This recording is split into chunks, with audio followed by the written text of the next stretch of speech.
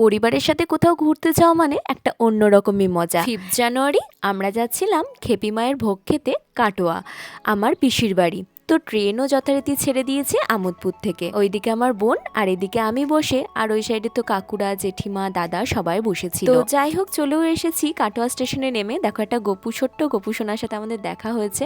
তারপর আমরা টোটোতে চেপে পিসির বাড়ি এলাম। পিসির বাড়িতে একটু দাঁড়িয়ে নিয়ে আমরা এবার মন্দিরগুলো একটু ঘোরাঘুরি করতে লাগলাম। প্রথমে এলাম শ্রী শ্রী গৌরাঙ্গ দেবের মহাপ্রভুর মন্দির। তারপরে এই যে খেপিমার এখানে চলে এসেছি। এসে একটু দাঁড়িয়ে মাকে একটু পুজো দিয়ে প্রণাম করে আমরা এবার সবাই মিলে বসবো ভোগ খেতে। ওই 12:30 একটা নাগাদ।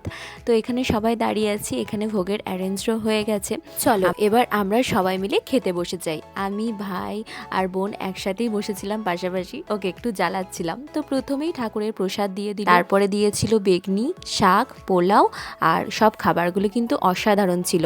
মটর ঘুগনি ছিল, তারপরে ছিল গোবিন্দভোগ চালের খিচুড়ি, ছানার কোপ্তাকারি, ফুলকপি আলুর তরকারি, একটা 5 মিশালি তরকারি ছিল, পায়েস, চাটনি, 3 রকমের মিষ্টি ছিল। আমি যদি মিষ্টি খাই না তাই নিইনি।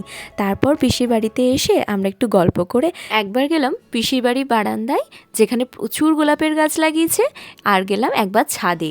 তো কালারগুলো কি সুন্দর দেখো, গোলাপের একটা কমলা, একটা গোলাপি, আর এই বাগানের ভেতরে তো প্রচুর গোলাপের, নানা রঙের গোলাপের গাছ আছে। চলো এবার নিচে যাই, আমাদের আবার ট্রেন ধরতে হবে। আমরা আবার সবাই মিলে চেপে পড়েছি কাটোয়া থেকে বর্ধমান যাওয়ার ট্রেনে।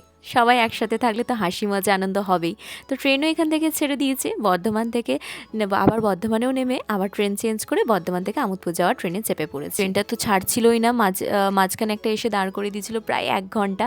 আমরা সবাই মিলে খুব গল্পও করছিলাম, ভয়ও লাগছিল যে আদৌ ট্রেনটা যাবে কি। আলটিমেট ট্রেনটা ছেড়েও দিয়েছিল, প্রায় 1 ঘন্টা লেট করেছিল, এটাই যা। ট্রেনের মধ্যে সবাই মিলে হাসি মজা গল্প করতে করতে আবার প্রায় চলেও এসেছি আমোদপুর।